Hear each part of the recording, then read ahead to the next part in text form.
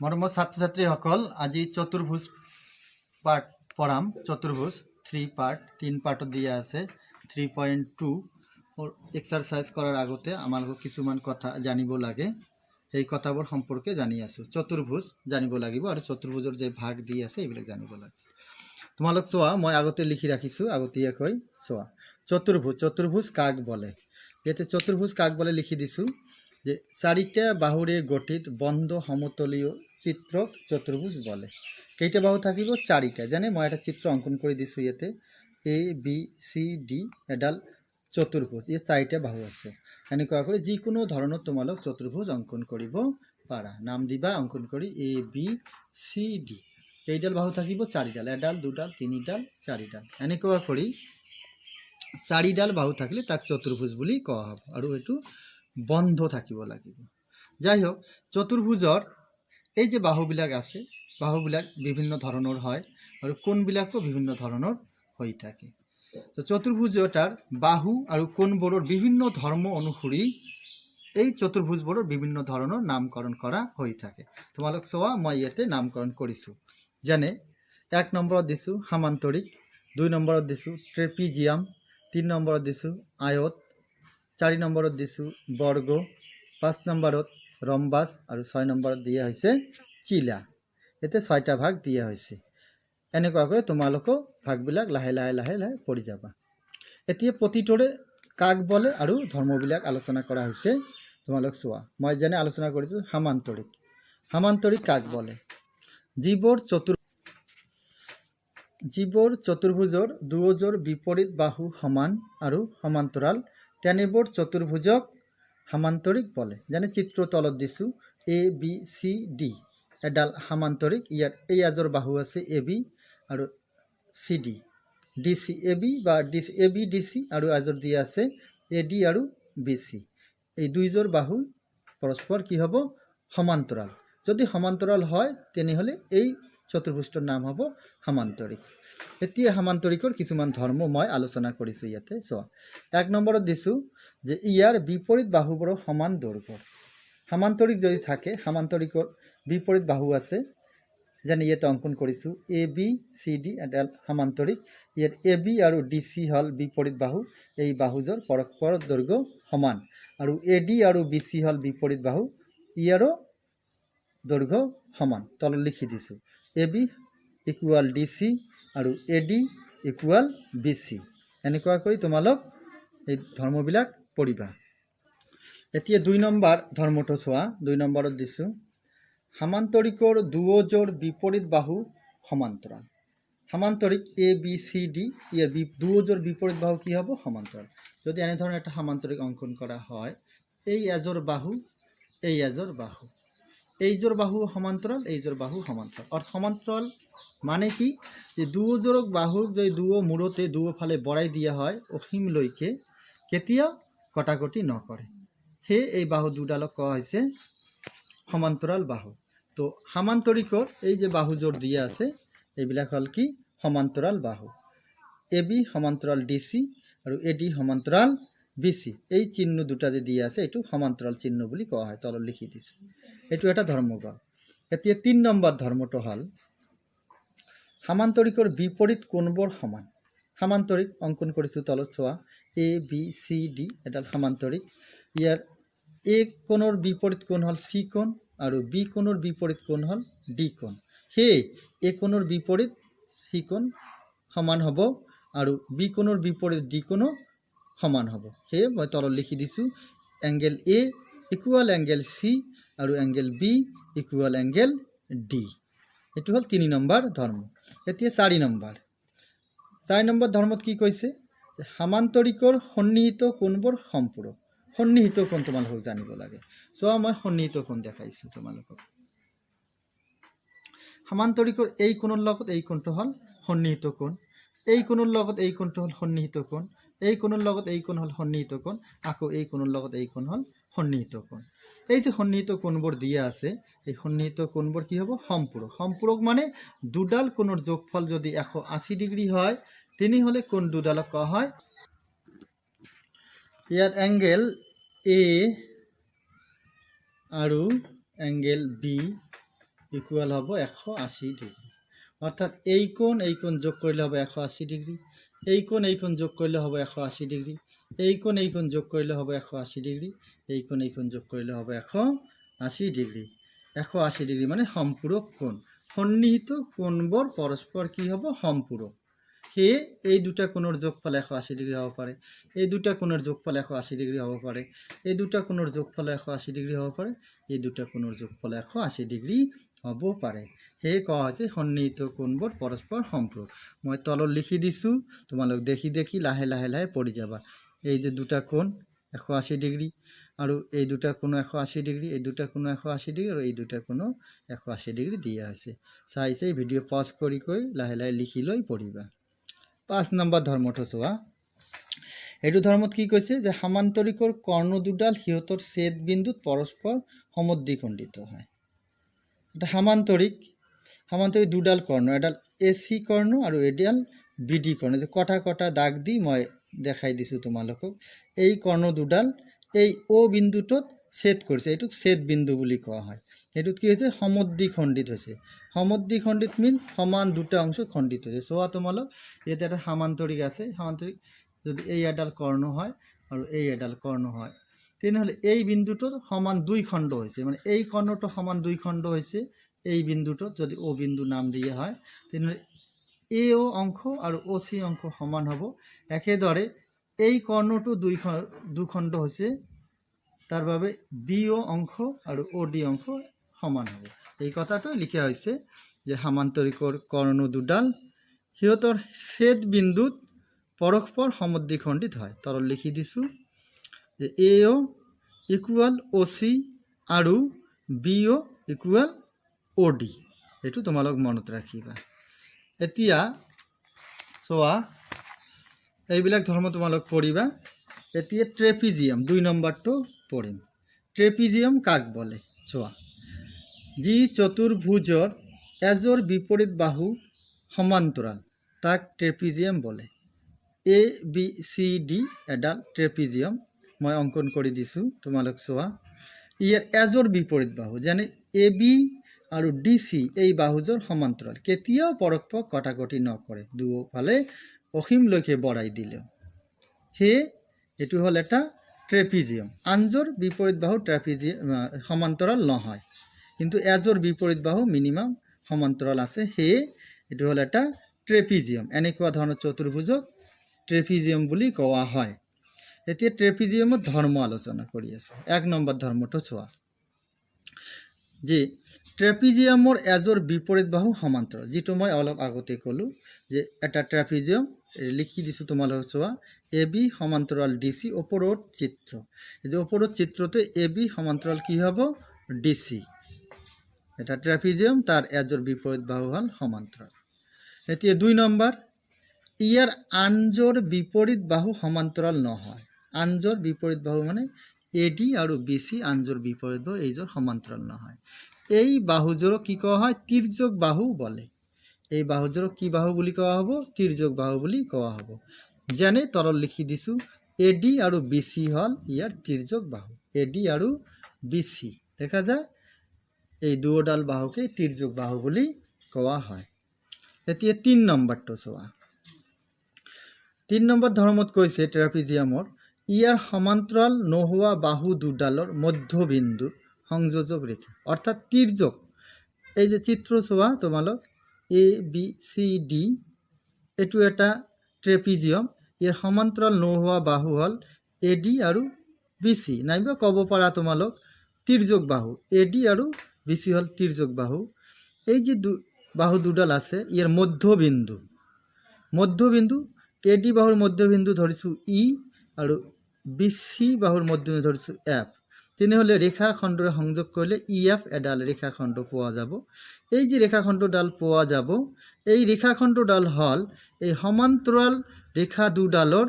সমান্তৰাল বাহু দুডালৰ যোগফলৰ অৰ্ধেক। এইটো লিখি দিছোঁ, সমান্তৰাল বাহু দুডালৰ সমষ্টিৰ অৰ্ধেক। তলত লিখি দিছোঁ চোৱা, যে EF equal half of AB plus DC। সমান্তৰাল বাহু দুডালৰ মধ্যবিন্দু যে আছে, তাৰ সংযোগ ৰেখাডাল কি হ'ব সমান্তৰাল বাহু দুডালৰ যোগফলৰ অৰ্ধেক হ'ব। ইয়াতে দিয়া আছে, তোমালোক লাহে লাহে লাহেকৈ পঢ়িবা। এতিয়া 4 নম্বৰ কৈছে ইয়াৰ তিৰ্যক বাহু দুডালৰ লগত উৎপন্ন হোৱা কোণবোৰ সম্পূৰক। এ বি চি ডি এডাল ট্ৰেপিজিয়াম, ইয়াৰ তিৰ্যক বাহু দুডাল, এডাল হ'ল এডি বাহু, এডাল বিচি বাহু। এডি বাহুৰ লগত দুডাল কোণ উৎপন্ন হৈছে, এডাল এ কোণ, ইয়াতে আনডাল কোণ আছে কি ডি কোণ। এই দুটা কোণ যোগ কৰিলেও 180 ডিগ্ৰী হ'ব, আৰু এইফালেও বি কোণ আৰু চি কোণ যোগ কৰিলেও 180 ডিগ্ৰী হ'ব। সেয়ে সম্পূৰক বুলি কোৱা হৈছে। এতিয়া 3 নম্বৰ আয়ত চোৱা। আয়ত কাক বলে? এইটো আগৰ শ্ৰেণীতে শিকিছা তোমালোক, তেনেহ'লে পাবা। চোৱা, যি চতুৰ্ভুজৰ বিপৰীত বাহুবোৰ সমান আৰু প্ৰতিটো কোণ সমকোণ তাক আয়ত বলে। সমকোণ মানে 90 ডিগ্ৰী, সেই 90 ডিগ্ৰী লিখি দিছোঁ। যেনে চিত্ৰ দিছোঁ তোমালোক চোৱা, এ বি চি ডি এডাল চতুৰ্ভুজ, কিন্তু এই চতুৰ্ভুজৰ এ বি বাহুৰ লগত ডি চি বাহু সমান আৰু এ ডি বাহুৰ লগত বি চি বাহু সমান দি আছে। সেয়ে কোৱা আছে বিপৰীত বাহুবোৰ সমান, আৰু এই যে কোণবিলাক দি আছে প্ৰতিটো কোণেই সমান আৰু 90 ডিগ্ৰী সমকোণ। সেয়ে ইয়াক কোৱা হয় এডাল আয়ত। কি কোৱা হয়? এডাল আয়ত বুলি কোৱা হয়। তোমালোক সংজ্ঞাটো পঢ়ি লিখিবা, লিখি মুখস্থ কৰিবা। ইয়াৰ কিছুমান ধৰ্ম মই তলত লিখি দিছোঁ। চোৱা, 1 নম্বৰ ধৰ্ম, আয়তৰ বিপৰীত বাহুবোৰ সমান। অলপ আগতে ক'লোঁ বিপৰীত বাহুবোৰ সমান, তলত লিখিও দিছোঁ মই, A B equal D C আৰু A D equal B C. ওপৰত চিত্ৰটো চালে তোমালোক পাবা। 2 নম্বৰ ধৰ্মটো কৈছে ইয়াৰ প্ৰতিটো কোণ সমান আৰু সমকোণ। এই যে প্ৰত্যেকটা কোণ কি আছে? সমান আৰু সমকোণ। প্ৰতিটো 90 ডিগ্ৰী কৈ যদি হয় সমান হ'ব, আৰু 90 ডিগ্ৰী কোণকে সমকোণ বুলি কোৱা হয়। ওপৰত চিত্ৰত মই অংকন কৰি দেখাইছোঁ। এইটো 3 নম্বৰ হ'ব। 3 নম্বৰ ধৰ্মটো দিয়া আছে ইয়াৰ কৰ্ণবোৰৰ দিশ সমান। কৰ্ণ যে দিয়া আছে, এ চি এডাল কৰ্ণ আৰু বি ডি আন এডাল কৰ্ণ, এই কৰ্ণ দুডাল কি হ'ব? সমান হ'ব। ইয়াৰ এ চি কৰ্ণ ইকুয়াল হ'ব কি বি ডি কৰ্ণ। এতিয়া এইটো 5 নম্বৰ দি আছে, এইটো 4 নম্বৰ হ'ব। চোৱা, প্ৰতিটো কৰ্ণ ছেদ বিন্দুত সমদ্বিখণ্ডিত হয়। ইকুয়াল তো হয়, আকৌ কি হয়? এই যে ছেদ বিন্দু ইয়াতে সমান দ্বিখণ্ডিত হয়, অৰ্থাৎ এ অ ইকুয়াল অ চি আৰু বি অ ইকুয়াল অ ডি হ'ব। মই তলত লিখি দিছোঁ। চোৱা যে এ অ ইকুয়াল অ চি আৰু বি অ ইকুয়াল অ ডি হ'ব, ছেদ বিন্দুত সমদ্বিখণ্ডিত হ'ব। এতিয়া 5 নম্বৰ, 6 নম্বৰ লিখা হৈছে। 5 নম্বৰ হ'ব যে সামান্তৰিকৰ আটাইবোৰ ধৰ্মই হ'ল আয়তৰ ধৰ্ম। অলপ আগতে তোমালোক সামান্তৰিক পঢ়িলা, তাৰ ধৰ্মবিলাকো পঢ়িলা, দেখিলা। সামান্তৰিকৰ যিবোৰ ধৰ্ম আছে সেই আটাইবোৰ ধৰ্মই আয়তৰ ধৰ্মৰ ক্ষেত্ৰত প্ৰযোজ্য হ'ব। অৰ্থাৎ সামান্তৰিকত যি ধৰ্ম আছে সেইবোৰ ধৰ্ম আয়তৰ ক্ষেত্ৰতো পঢ়ি ল'বা। বুজি পাইছা? এতিয়া বৰ্গ আলোচনা কৰিম। বৰ্গ এইটো আগৰ ক্লাছত আছিল, তোমালোক জানা। এতিয়া বৰ্গ সংজ্ঞাটো চোৱা, যি চতুৰ্ভুজৰ বাহুবোৰ সমান, প্ৰতিটো বাহুই সমান, এটাৰ লগত আনটো সমান দিয়া আছে, আৰু কোণবোৰ সমান, তাক বৰ্গ বলে। 4টা বাহু থাকিব চতুৰ্ভুজ, আৰু 4টা বাহুই এটা আনটোৰ লগত সমান দি আছে, আৰু প্ৰতিটো কোণো সমান আছে আৰু সমকোণো হয়। সেয়ে ইয়াৰ নাম দিয়া আছে বৰ্গ। চিত্ৰটো চোৱা, এনেকুৱাকৈ তোমাৰ চিত্ৰ অংকন কৰা শিকিবা। এতিয়া বৰ্গৰ কিছুমান ধৰ্ম। বৰ্গৰ 4টা বাহু সমান, যেটো সংজ্ঞাতে কোৱা হৈছে, এইটো নাম দিছোঁ মই তোমালোক চোৱা, A B equal B C equal C D equal D E. 2 নম্বৰত কৈছোঁ যে প্ৰতিটো কোণ সমান আৰু সমকোণ। বৰ্গৰ প্ৰতিটো কোণ কি হ'ব? সমান হ'ব। এইটো সমান, এইটো সমান, এইটো সমান, প্ৰতিটোৰ লগত সমান, আৰু প্ৰতিটো 90 ডিগ্ৰী কৈ সমকোণ। এইটো মনত ৰাখিবা। 3 নম্বৰত কৈছে বৰ্গৰ কৰ্ণবোৰ পৰস্পৰ লম্বভাৱে সমদ্বিখণ্ডিত হয়। চিত্ৰটো চোৱা, এডাল বৰ্গ এ বি চি ডি, ইয়াৰ দুডাল কৰ্ণ, এডাল এ চি কৰ্ণ আৰু এডাল বি ডি কৰ্ণ। অ বিন্দুত, এইটো ছেদ বিন্দু বুলি কয়, অ বিন্দু ছেদ কৰিছে, ছেদ বিন্দু বুলি কোৱা হয়। এই ছেদ বিন্দুত লম্বভাৱে ছেদ কৰিছে, আৰু কি হৈছে? কটাকটি কৰাৰ পিছত কি হৈছে? সমান দুই খণ্ড হৈছে, সমদ্বিখণ্ডিত হৈছে। ও বিন্দুত লম্বভাৱে সমদ্বিখণ্ডিত হৈছে, অৰ্থাৎ এও ইকুৱেল অ' চি হৈছে আৰু বি অ' ইকুৱেল অ' ডি হৈছে। লগতে ইয়াতে যে কোণবিলাক আছে, অৰ্থাৎ এ অ' বি এই কোণটো, বি অ' চি এই কোণটো, চি অ' ডি এই কোণটো আৰু এ অ' ডি এই কোণটো, চাৰিটা কোণ আছে অ' বিন্দুত চাৰিওফালে। চাৰিটা কোণেই পৰস্পৰ সমান আৰু প্ৰতিটোৰ মান হ'ব 90 ডিগ্ৰীকৈ, সেয়ে লম্বভাৱে ছেদ কৰিছে। এইটো তোমালোক পঢ়ি ল'বা, মই তলত লিখি দিছোঁ। এতিয়া 4 নম্বৰ ধৰ্মটো চোৱা, কৈছে ইয়াৰ কৰ্ণবোৰ সমান দৈৰ্ঘ্যৰ, প্ৰতিটো কৰ্ণ সমান দৈৰ্ঘ্যৰ, অৰ্থাৎ এ চি ইকুৱেল কি হ'ব, বি ডি হ'ব। বৰ্গৰ কৰ্ণ দুডাল পৰস্পৰ সমান, এইটো মনত ৰাখিবা। 5 নম্বৰত কোৱা হৈছে সামান্তৰিক আয়তৰ আটাইবোৰ ধৰ্ম হ'ল বৰ্গৰ ধৰ্ম।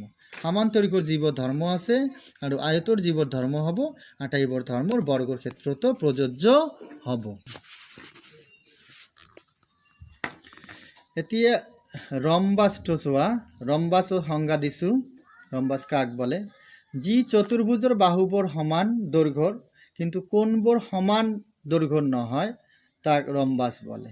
এইটো চিত্ৰ তোমালোক চোৱা, এ বি চি ডি এডাল ৰম্বাস। কিয় এইটো ৰম্বাস? ইয়াত 4টা বাহু সমান, অৰ্থাৎ এ বি বাহু, বি চি বাহু, চি ডি বাহু, ডি এ বাহু, 4টা বাহু এটা আনটোৰ লগত সমান, কিন্তু কোণবোৰ সমান নহয় আৰু সমকোণো নহয়, সেয়ে ইয়াক কোৱা হ'ব কি, ৰম্বাস। সেয়ে ই হ'ল এটা ৰম্বাস।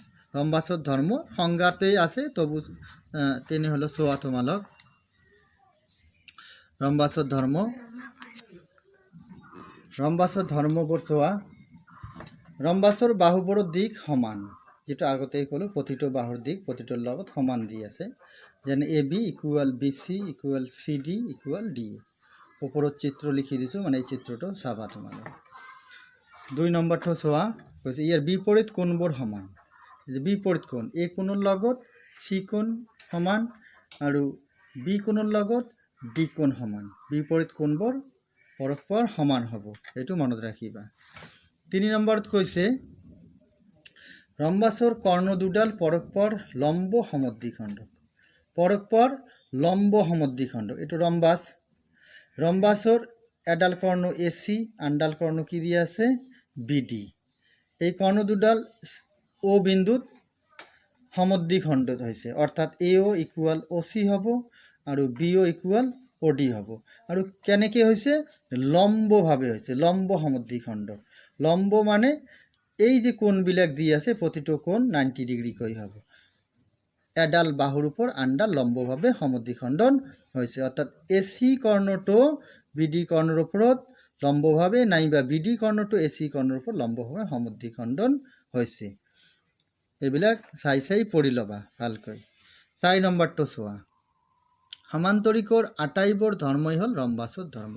তোমালোক সামান্তৰিকত যিবোৰ ধৰ্ম পঢ়িছা, সেই ধৰ্মবোৰ ৰম্বাসৰ ক্ষেত্ৰতো প্ৰযোজ্য হ'ব। আটাইবোৰ ধৰ্মই পঢ়ি ল'বা।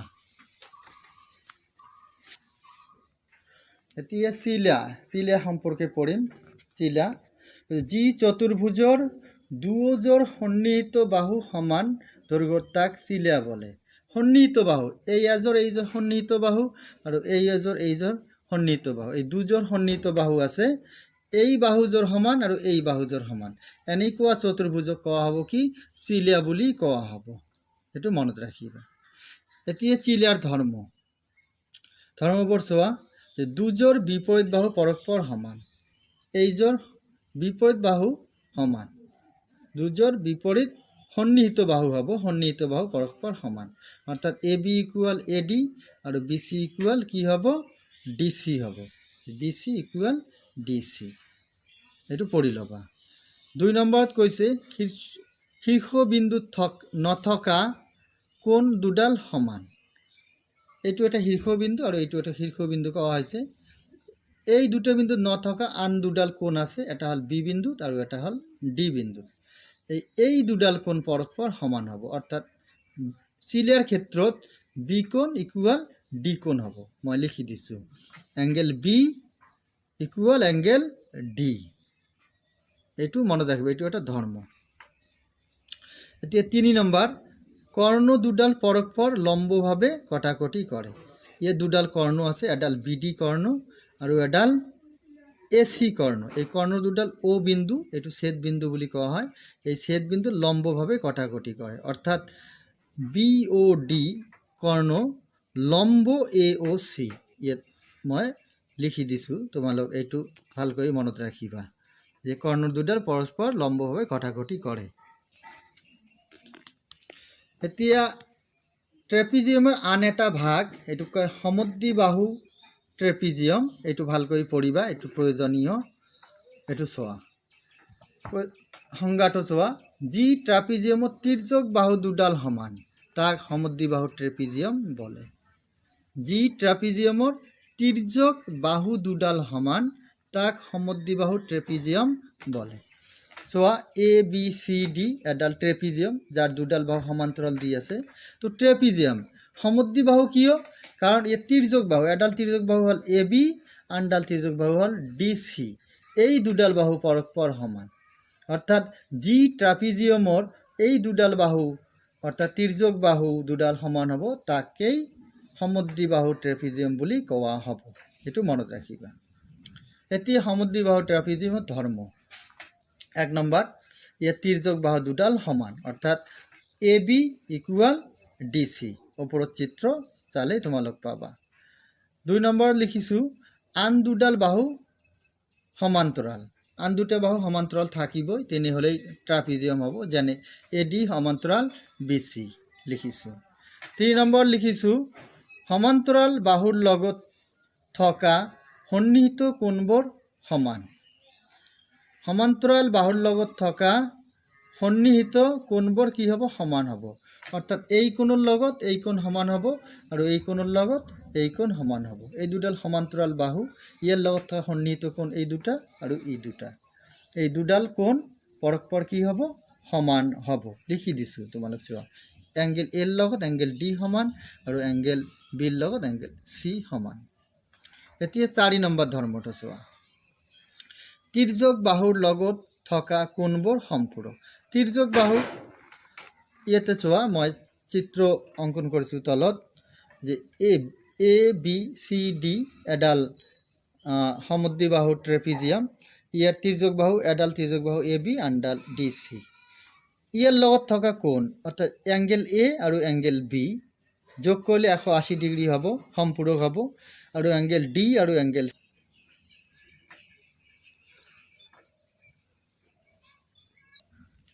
এতিয়া 5 নম্বৰ, ইয়াৰ কৰ্ণ দুডাল পৰস্পৰ সমান। যদি সমদ্বিবাহু ট্ৰেপিজিয়াম হয়, এই যে দুডাল কৰ্ণ এ চি কৰ্ণ আৰু বি ডি কৰ্ণ দি আছে, এই কৰ্ণ দুডাল কি হ'ব? পৰস্পৰ সমান হ'ব। এইটো মনত ৰাখিবা যে সমদ্বিবাহু ট্ৰেপিজিয়ামৰ কৰ্ণ দুডাল পৰস্পৰ সমান হয়। এ চি ইকুয়াল বি ডি। ওপৰত চিত্ৰটো চাই পঢ়িবা তোমালোক। এফালে এটা আছে, তোমালোক চোৱা, আৰু এটা ধৰ্ম, যে ইয়াৰ বিপৰীত কোণবোৰ সম্পূৰক। বিপৰীত কোণ এংগেল এ আৰু এংগেল চি হ'ল বিপৰীত। ই দুডাল যোগ কৰিলেও 180 ডিগ্ৰী হ'ব। আৰু এংগেল বি আৰু এংগেল ডি ই দুডাল যোগ কৰিলেও কিমান ডিগ্ৰী হ'ব? 180 ডিগ্ৰী হ'ব। ভালকৈ মনত কৰিবা যে এই দুডাল যোগ কৰিলেও 180, এই দুডাল যোগ কৰিলেও 180 ডিগ্ৰী। আকৌ বিৰ লগত ডি যোগ কৰিলেও 180, চি এৰ লগত চি যোগ কৰিলেও 180 ডিগ্ৰী হ'ব। তো এনেকুৱা কৰি পঢ়িবা। তোমালোকে এই চিত্ৰটো চোৱা। এই চিত্ৰ চালে বহুতবিলাক বুজা যাব। যেনে চিত্ৰত দেখিলে গম পাবা যে ইয়াতে লিখিছোঁ ইয়াতে চতুৰ্ভুজত আটাইবোৰেই আছে, অৰ্থাৎ ট্ৰেপিজিয়াম, সমান্তৰিক, আয়ত, বৰ্গ, ৰম্বাস সকলোই হ'ল চতুৰ্ভুজ। এইবিলাক চতুৰ্ভুজ, বুজি পাইছে? অৰ্থাৎ যিকোনো ট্ৰেপিজিয়াম, সমান্তৰিক, আয়ত, বৰ্গ, ৰম্বাসেই হ'ল চতুৰ্ভুজ। এইটো মনত ৰাখিবা। 2 নম্বৰত ইয়াৰ পৰা ক'ব পৰা যাব পাৰে যে যিকোনো সমান্তৰিক, আয়ত, ৰম্বাস বা বৰ্গ ট্ৰেপিজিয়াম। যিকোনো সমান্তৰিক, আয়ত, ৰম্বাস, বৰ্গ ট্ৰেপিজিয়াম হ'ব, কাৰণ ট্ৰেপিজিয়ামৰ ভিতৰতে এইবিলাক আছে। এইটো মনত ৰাখিবা। তাছাড়াও ক'ব পৰা যাব পাৰে যিকোনো আয়ত, বৰ্গ বা ৰম্বাসেই হ'ল সমান্তৰিক। আয়ত, বৰ্গ বা ৰম্বাসেই হ'ল সমান্তৰিক। এইটো ক'ব পৰা যাব পাৰে, কাৰণ এই যে বৃত্তটো দিয়া আছে সমান্তৰিকৰ বৃত্ত, ইয়াৰ ভিতৰতে আছে আয়ত, বৰ্গ আৰু ৰম্বাস। অৰ্থাৎ আয়ত, বৰ্গ, ৰম্বাস, যিকোনো আয়ত, বৰ্গ, ৰম্বাসেই হ'ল সমান্তৰিক। তাৰপিছত চোৱা বৰ্গ। এটা বৰ্গ এটা আয়ত হ'ব পাৰে নাইবা কি হ'ব পাৰে এটা ৰম্বাস হ'ব পাৰে এটা বৰ্গ এটা আয়ত হ'ব পাৰে এটা ৰম্বাসো হ'ব পাৰে এইটো মনত ৰাখিবা বুজি পাইছা এনেকুৱা কৰি পঢ়িবা সকলো চতুৰ্ভুজ যি চতুৰ্ভুজবিলাক আছে সকলো চতুৰ্ভুজেই ট্ৰেপিজিয়াম নহ'বও পাৰে সামান্তৰিক হ'ব পাৰে আয়ত হ'ব পাৰে বৰ্গ হ'ব পাৰে ৰম্বাস এইবিলাক ট্ৰেপিজিয়াম হ'ব পাৰে কিন্তু এনেধৰণৰ এটা চতুৰ্ভুজ হ'ল চোৱা যিটোৰ কোনো আকাৰ নাই এইটো ট্ৰেপিজিয়াম হ'ব নোৱাৰে বুজি পাইছা সেয়ে কোৱা হৈছে যে সকলো চতুৰ্ভুজেই ট্ৰেপিজিয়াম হ'ব নোৱাৰে তাৰপিছত ক'ব পৰা যাব পাৰে যে সকলো ট্ৰেপিজিয়াম সামান্তৰিক নহ'ব পাৰে সকলো ট্ৰেপিজিয়াম কি হ'ব নোৱাৰে সামান্তৰিক হ'ব নোৱাৰে কাৰণ কিছুমান ট্ৰেপিজিয়ামৰ বাহুবোৰ সমান্তৰাল নহ'ব পাৰে সেয়ে সামান্তৰিক নহ'ব পাৰে বুজি পাইছা এই চিত্ৰটো ভাল কৰি মন কৰি পঢ়িবা চিত্ৰটো দেখিবা তেনেহ'লে বহুত বুজি যাবা আৰু যিবিলাক আজি দিয়া হ'ল এইবিলাক ভাল কৰি পঢ়িবা এইটো জানিলে মুখস্থ হ'লে আমি অনুশীলনী 3.2 কৰিব পাৰিম যদি হয় তেলে 3.2 একো বুজা নাযাব তো গতিকে তোমালোক এই চেপ্টাৰখিনি যিবিলাক দিয়া হ'ল ভালকৈ বুজিবা কিতাপতো আছে মই ভিডিঅ' কৰি দিলোঁ তোমালোক ভাল কৰি পঢ়ি ল'বা